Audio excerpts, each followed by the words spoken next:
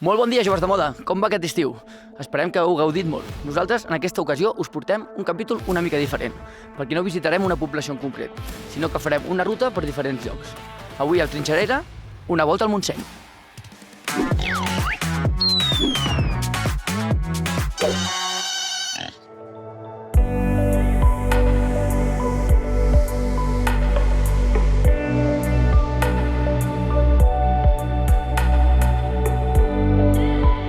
El Parc Natural del Montseny es troba al nord-est de Barcelona, a uns 50 quilòmetres aproximadament, i es troba entre les comarques d'Osona, la Selva i el Vallès Oriental.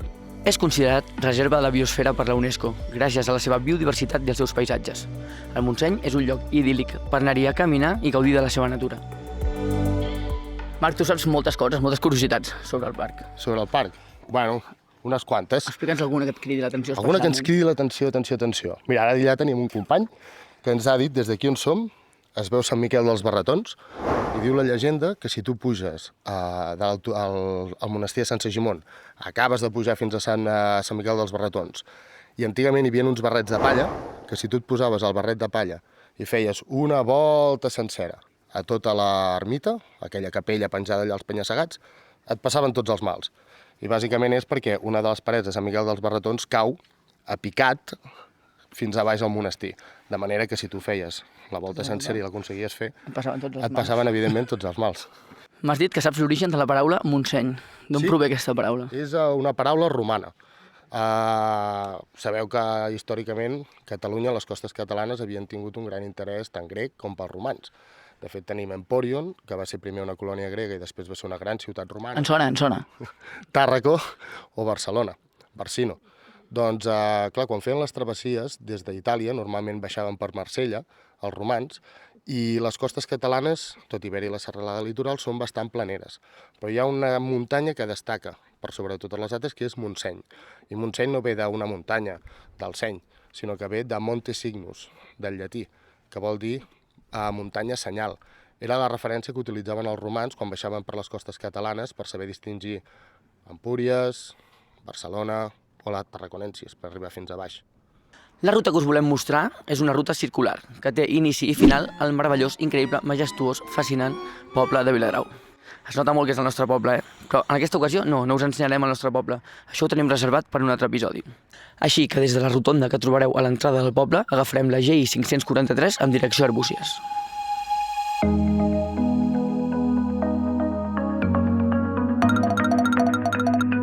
La primera parada del dia la farem aquí, al Coll de Borderiol. Podeu aprofitar per esmorzar i agafar forces per començar aquesta ruta. Des d'aquí teniu unes magnífiques vistes de 360 graus del Montseny i de la Plana de Vic. A Borderiol també podreu trobar una caseta d'informació, ja que és un punt de partida de diferents rutes cap al Montseny.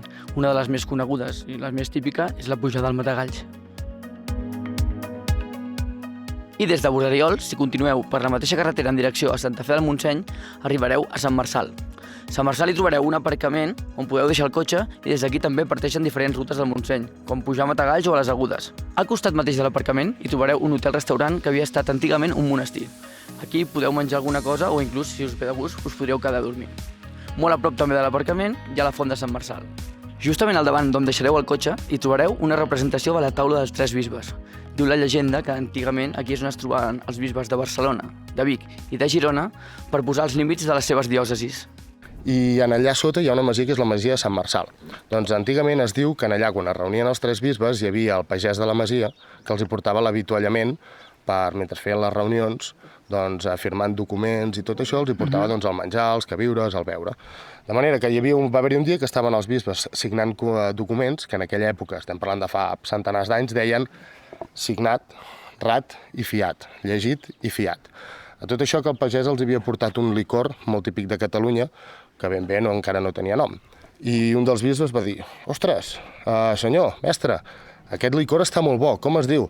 A tot això un dels bisbes va dir rat i fiat, llegit i signat, i clar, el pagès no va tenir collons de portar-li la contrària i es va quedar amb rat i fiat, ratafia. Un esdeveniment curiós que va succeir aquí al Montseny és que el 3 de juliol del 1970 un avió de la companyia anglesa Daner, que venia des de Manchester i anava cap al Prat, es va estavellar contra la cara nord de les Agudes.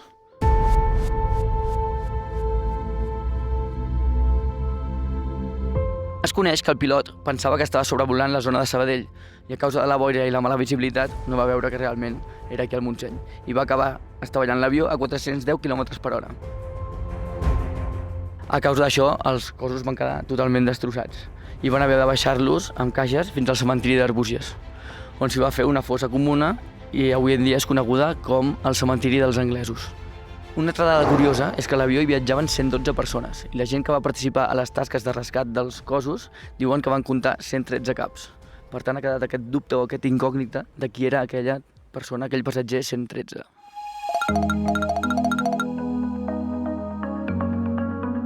Continuant per la carretera, hem arribat fins a Santa Fe del Montseny, que diguem que és el punt més turístic de tot el parc.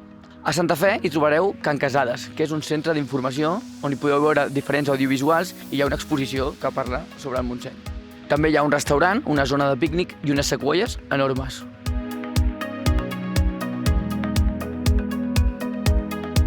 I des del centre d'informació de Can Casades seguirem aquest caminet tan agradable que ens portarà fins al pantà de Santa Fe.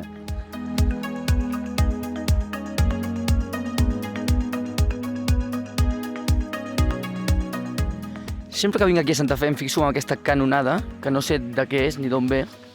S'assembla molt a la que vam veure a la fàbrica de ciment Ashland. Si algú que està mirant el vídeo sap de què és, sisplau, que ens ho escrigui a comentaris.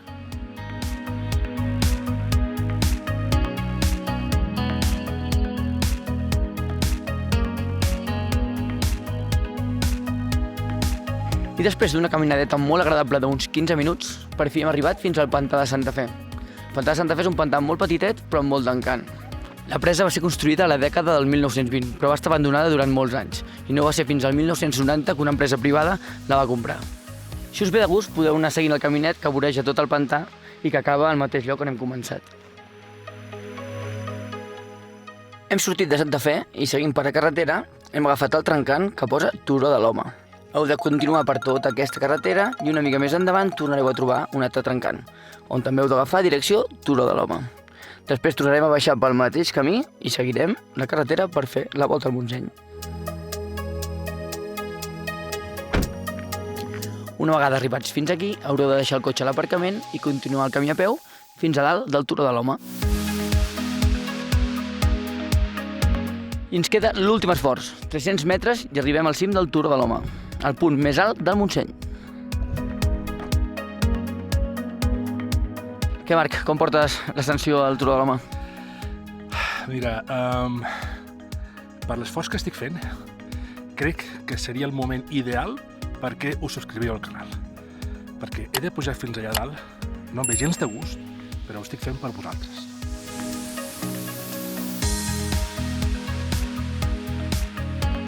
Tot esforç té la seva recompensa. En aquest cas, val la pena suar una mica la cansalada per poder disfrutar d'aquestes impressionants vistes des d'aquí dalt. Avui el dia està una mica núvol, però si teniu sort d'enganxar un dia que estigui totalment serè, és una passada. Es pot arribar a veure fins i tot Mallorca. Ara sí, som al punt més alt del Montseny. A 1.706 metres, el Turó de l'Home és el sostre. I si mireu a la meva esquerra, podeu veure les Agudes. Des d'aquí, amb una estoneta caminant, s'hi arriba fàcil.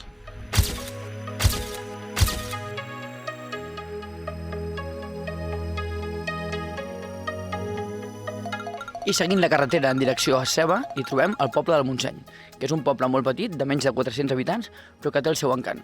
Si podeu, feu una parada i doneu-li un cop d'ull.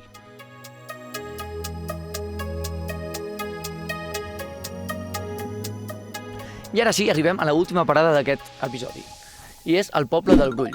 El poble del Brull no té nucli urbà en si, sinó que són cases repartides pel municipi, però el que sí que té és les ruïnes d'un antic castell que va ser declarat bé cultural d'interès nacional. Som a les restes del que queda de l'antic castell del Brull, que va ser domini dels comtes de Barcelona i dels vescomtes d'Osona i de Cardona. De l'antic castell es conserva ben poca cosa. De fet, la part que es conserva millor és aquesta torre que estava situada a la banda nord-est del castell. Ja està recoberta per una altra torre que va ser construïda posteriorment per protegir la fortificació. Es veu clarament els dos tipus de pedra, la calcària de la torre antiga i la pedra sorrenca de la nova torre. A part de les ruïnes del castell, també hi trobem l'església de Santa Maria del Brull, que té documentació de l'any 1018.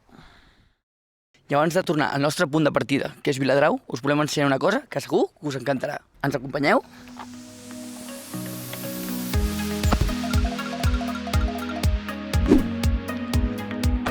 Doncs després de tantes voltes, no sé a vosaltres, però a mi em ve molt de gust una cervesa. I què millor que venir aquí, a la fàbrica de la cervesa del Montseny. Anem a veure si ens expliquen unes quantes coses.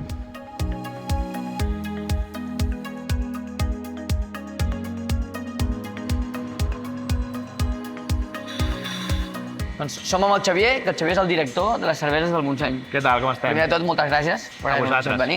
Com va començar la cervesa del Montseny? Bueno, l'origen va néixer tot aquí, en aquesta nau on estem, i amb aquestes primeres maquinàries que aquí a Espanya era molt difícil trobar maquinària per elaborar cervesa artesanal, perquè només hi havia la industrialització. Llavors, equips més petits no n'hi havia. I aquest és un equip que vam comprar de segona mà a Anglaterra, a Wolf, i és una de les dues olles que tenim. Ara mateix ja no la fem servir, però és un magatzem d'aigua calenta, llavors és com un estalvi, estalviem aigua. L'aigua que fem servir per refredar el most, ara la reservem aquí calenta, si et toques notaràs que hi ha una mica de temperatura. Aquí ara mateix ens fa aquesta funció. Llavors estalviem també aigua, que és important. Xavi, explica'ns una mica el procés d'elaboració de la cervesa. Tot comença amb això, amb la malta. Ara mateix estem a la sala de maltes, on tenim el molí, i el que hem de fer és, amb aquesta malta, amb aquest cereal, que és ordi, en aquest cas, trencar una mica en el molí, per així poder extreure tot el sucre natural del cereal per després obtenir aquest sucre per la fermentació. Del molí, el cereal mol arriba per aquest sinfín i ens cau a l'olla d'ebullició. Aquí el que fem és el mash, que és que barregem el cereal, ja trencat, amb l'aigua calenta, entre 72, 76, 78, depenent de la cervesa a l'estil que volem fer. Aquí el que fem és extreure aquest sucre i fer aquest most, que nosaltres li direm most o liquor. Una vegada hem trasbassat aquest liquor, el que farem és bullir. Bullir per esterilitzar i també concentrar el sucre. Al bullir evaporem aigua, el vapor d'aigua, que per això aquesta olla té la xemeneia. Llavors bullirem durant una hora. Així esterilitzem tot el producte, matem qualsevol tipus de llevat que pugui haver-hi o bactèria, així esterilitzem i durant aquesta horeta aquest most està aquí. I ja passem al Whirlpool. Aquí el Whirlpool en un principi no es fa servir per totes les cerveses, però en el cas d'avui que estem elaborant la Neipa Montseny, que és una cervesa que porta molt de llúpol, sí que estem fent aquest procés. El Whirlpool el que funciona és que el most va girant durant uns 25-30 minuts com a molt i li afegim una quota addicional de llúpol. Aquest llúpol no ens dona molta amargor, ens dona molt poca amargor, però ens dona molt de sabor i aroma a la cervesa. Per això aquests estils d'IPAs i neipes són tan aromàtiques, perquè en aquest procés també li afegim llúpol. Si t'hi fixes, doncs això té una olor bastant curiosa i que ens recorda a certes altres plantes. És curiós, Fa olor camp. Sí. Doncs el llúpol, si no el coneixeu, és una planta que prové del cannabis, és Cannabiàcea, és prima hermana de la planta que tots coneixem, però no té els continguts naturals. I això seria el llúpol que nosaltres ja ve processat. Aquí el que fem és el procés de fermentació. Controlem en temperatura perquè no se'ns elevi i durant una setmana el llevat fa la seva funció de transformar l'alcohol del sucre a l'alcohol. També fa altres funcions com crear el carbònic, el CO2, que és un procés dintre natural de la fermentació. Passat aquest temps comencem a aplicar fred, i amb fred el que fem és el primer filtratge, el primer procés de netejar aquesta cervesa. Per això tots els tancs tenen aquesta forma cònica, perquè així tots els residus que queden en suspensió aplicant per fred van quedant a la part final del tanc, i llavors d'aquesta manera podem fer un filtratge natural sense additius, ni químics, ni cap altre procés. Si comptem des del dia d'elaboració fins a la finalització, fins al dia que estem envasant, aquest procés normalment són 4 setmanes, un mes. Llavors el que fem és, el passem als dry tanks, aquí acabem d'ajustar el carbònic, el gas, perquè com és un procés natural, no sempre el carbònic és exacte, Ajustes el carbònic, deixes reposar i ja podem envasar en el format. En el nostre cas, avui estem envasant ampolla, però podem envasar llauna, que és aquesta primera màquina que tenim aquí, o podem fer també barrils pels nostres clients, que són els bars. Què ens has portat aquí? Coses emblemàtiques nostres, tothom ens coneix per la IPA, perquè a l'estar a la gran superfície és una de les cerveses que més la gent ens reconeix. I a més crec que va ser de les primeres IPAs que van entrar al lineal del supermercat.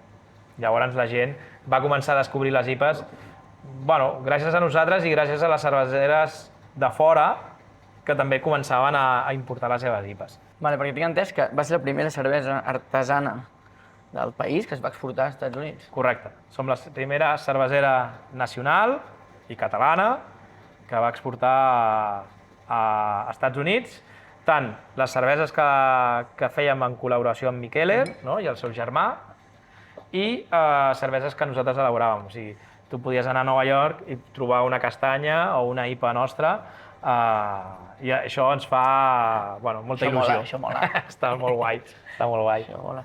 I després tenim coses curioses, no? Com edicions especials, que és molt simpàtica, que té el nostre Senglat, que és una IPA tèrbola, i un producte que dic jo que és autèntic. Per què? Perquè a nivell nacional jo crec que no es poden trobar fàcilment, i és una chestnut beer. És una cervesa elaborada amb castanya. Però què té de peculiar aquesta cervesa? Que fem i elaborem aquesta cervesa amb castanya de Viladrau, d'aquí del Montseny. De casa nostra. Correcte. Què fan aquí? Bàsicament, nosaltres contactem amb l'apicultor, ell recull aquest fruit, ens ho porta ja a torradet, en el punt que nosaltres volem, i després elaborem la cervesa. Llavors, era una cervesa que elaboràvem a temporada, però clar, què passa? Que Tots Sants era quan recollíem la castanya, llavors no podíem elaborar perquè triguem un mes, llavors sortia al desembre. Llavors és una cervesa que al final, sent estacional, s'ha convertit en una cervesa de tot l'any. Perquè recordem que la gent que vulgui pot venir aquí a veure Correcte. una mica d'història, el procés, i a sopar, a menjar... Correcte. Nosaltres fem diverses activitats. O sigui, la nostra activitat principal és elaborar cervesa de qualitat, no? I d'aquí la mostra. Després, la nostra segona activitat seria el nostre taproom, el nostre bar, que tenen cuina, que obrim entre setmana a les nits, i al cap de setmana obrim al migdia i a la nit, i poden menjar i tastar les cerveses tant amb ampolla, com amb llauna, com amb tiradors, que tenim 10, que poden fer un bon tastet. De fet, tenim unes safates molt xules, amb gots petits, que poden fer un tastet de 5 cerveses, llavors poden tostar vàries. I a més, després, als caps de setmana, també el que fem és visita i tast. Que el que fem és, igual que us he explicat a vosaltres una mica, tot el procés d'elaboració, com vam néixer i el que fem, in situ, mentre també van tastant 5 cerveses. Així van aprenent estils, van aprenent diferències entre una IPA i una NEIPA, i millor si les estàs tastant. I llavors és una activitat molt amena que fem els caps de setmana. Salut! Salut! I fins aquí el nostre trinxeraire d'avui. Com sempre ha estat un plaer mostrar-vos una mica més del nostre territori. Abans de marxar, si encara no ho heu fet, no us oblideu de subscriure-us al canal, activar la campaneta i donar-hi m'agrada. Esperem que us hagi agradat. I res més, fins un altre trinxeraires!